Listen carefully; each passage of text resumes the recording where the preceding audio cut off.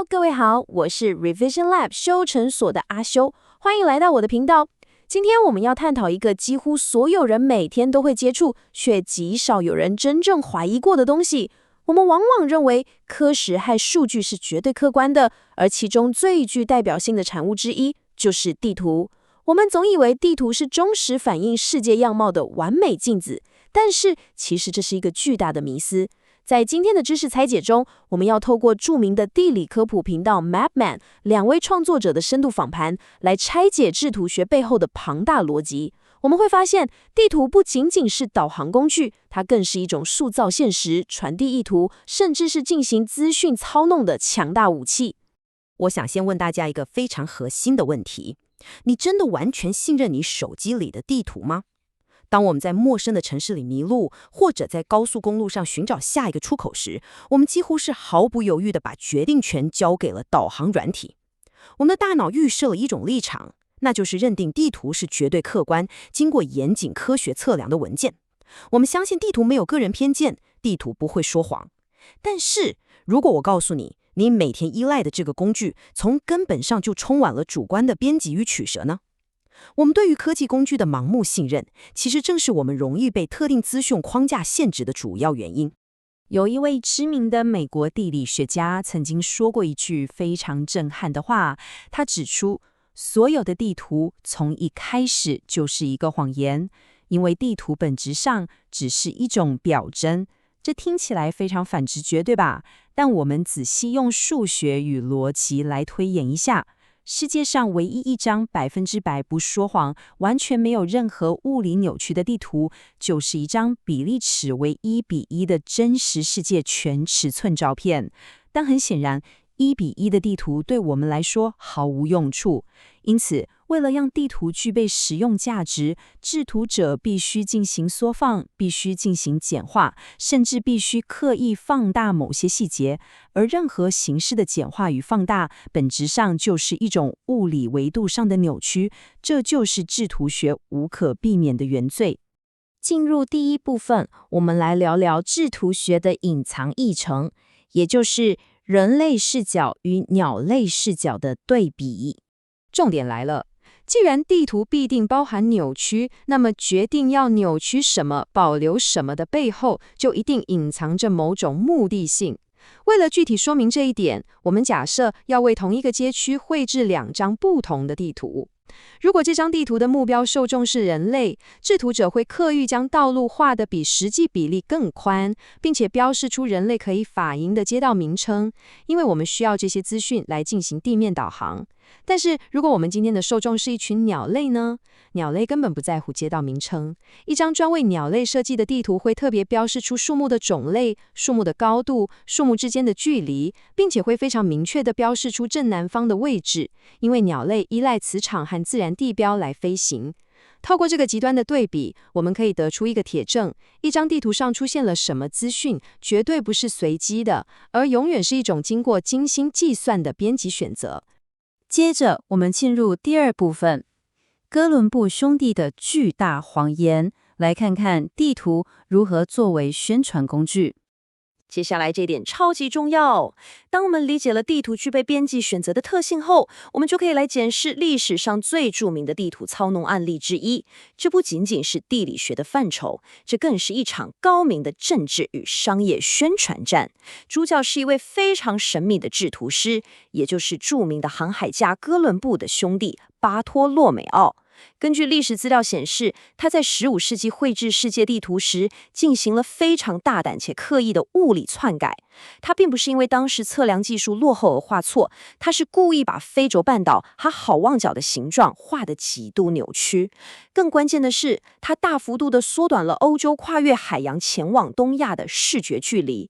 在那個完全沒有衛星定位的年代，地圖就是掌握資源的統治者與投資人評估風險的唯一依據。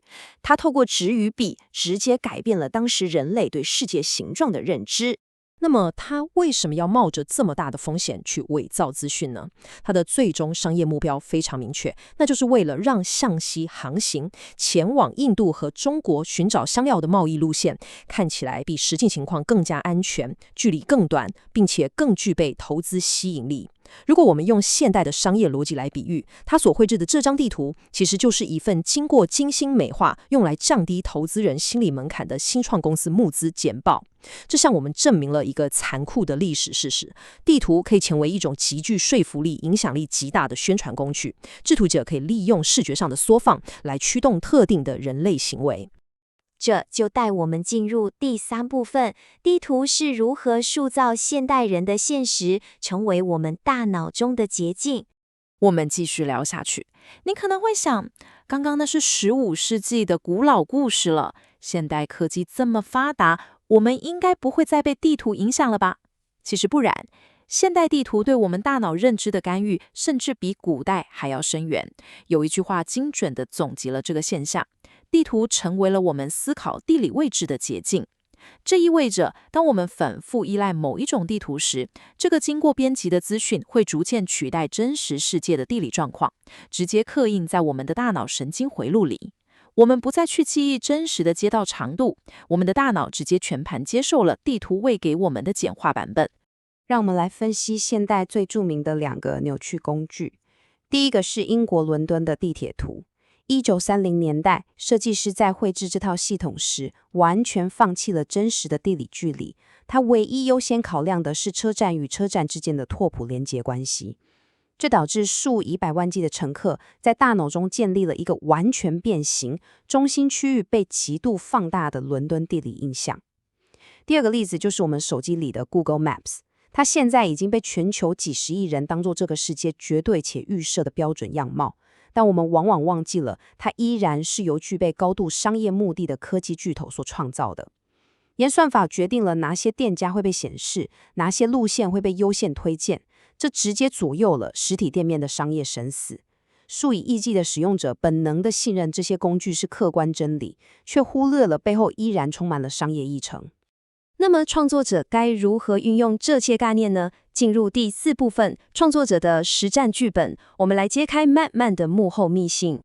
簡單整理一下剛剛的內容，我們已經確立了地圖本質上就是一種帶有主觀意識的故事載體。那麼要如何把這些生硬的地理邏輯轉化為大眾願意主動吸收的知識呢？我們來看看 Mapman 的2位主創 Jay 與 Mark 是如何操作的。對他們來說，最大的挑戰在於跨媒介的內容轉換。他們原本的節目是每集大約10分鐘，高度依賴視覺元素的喜劇短片。但是他們接下了一個任務，必須將這些視覺內容轉化為一本高達9萬字的實體書籍，甚至還要錄製成純聽覺的有聲書。我們都知道，在內容產業中，轉換載體往往是最困難的關卡。他們是如何克服這個障礙的呢？在原本的短片中，他們可以大量依賴快速切換的圖表、滑稽的服裝以及一閃而過的視覺笑話來抓住觀眾。但是到了純文字和純聽覺的領域，這些招數完全失效。因此，他們發展出全新的表達策略。例如，他們在書中刻意寫出長達整整4頁的單一長句，來制造一種荒謬的閱讀節奏。他們在探討蘇聯機密時，把整頁文字塗黑，只留下1個字來創造懸疑感。甚至在錄製有聲書時，為了模仿美國公共廣播電台那種特定的權威敘事語氣，連續苦練了1個小時的特定嗓音。這展現了頂尖創造者的強大適應力。核心知識不變，但傳遞知識的手法必須徹底重構。第5部分，從冷門走向大眾，這是化枯燥為神奇的敘事魔法。接下來，我們要進入他們最核心的創作哲學。這證明了一個非常重要的市場鐵則：世界上絕對沒有天生無聊的枯燥主題，只有不懂得挖掘深層故事的糟糕敘事。我們來檢視他們曾經處理過的3個堪稱票房毒藥的超冷門主題：倫敦的32個行政區劃分歷史，全球地接姊妹市的運作機制，以及英國 ITV 電視台的地區轉播範圍劃分。如果你直接把這些名詞丟給一般的觀眾，大概99%的人會立刻走開。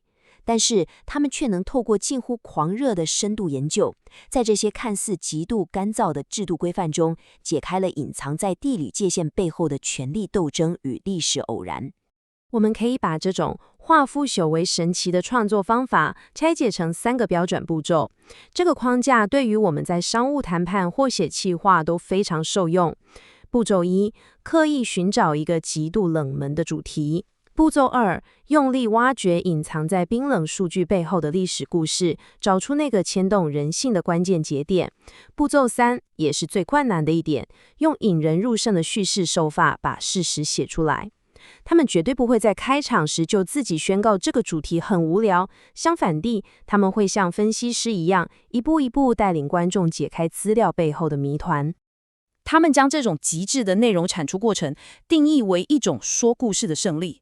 什麼是說故事的勝利？那就是你拿着一個原本根本沒有人會在乎的主題上台，但是當你講完最後一句話的時候，台下的觀眾突然意識到自己竟然對這個議題產生了極度深厚的關切。這再次印證了我們的分析邏輯，觀眾的參與度與粘着度從來都不是建立在主題本身的熱門程度上，而是完全取決於敘事者切入問題的深度與角度。最後總結今天的3大重點，我們今天徹底拆解了地圖背後的編輯邏輯，以及創作者如何利用這些資訊來建構敘事。我想留下一個問題給大家思考：下一次當你打開手機導航時，不妨問問自己，這張地圖到底試圖對你講述什麼樣的隱形故事？它又想引導你做出什麼樣的決策？總結一下今天的重點。地圖從來不是純粹客觀的科學產物，而是充滿人類意圖的編輯結果。從歷史上的航海宣傳到現代的導航演算法，地圖不斷在底層塑造我們的認知現實。只要掌握深度的敘事邏輯，任何枯燥的資訊都能轉化為極具影響力的故事。今天的內容就到這邊，如果你覺得這集有幫助，記得馬上點讚、加訂閱、加開啟小鈴鐺。我們正在衝訂閱，需要你的支持。我是阿修，我們下次見，拜拜。